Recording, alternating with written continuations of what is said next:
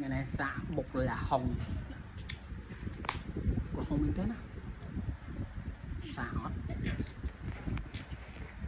tao hốt xuống như nào xạ mới chui canh tội thì canh tôi sập canh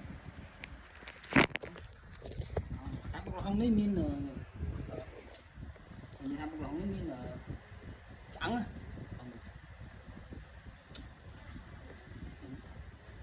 anh bữa sau này dương hôm chỉ coi chẳng gọi sài gọi đi chặt đầy này xem mình tên mà trong hốt thì tên thứ này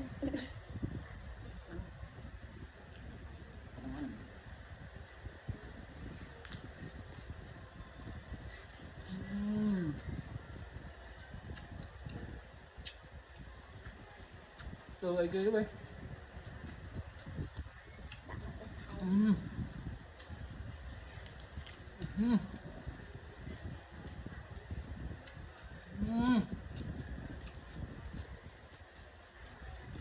thơm nè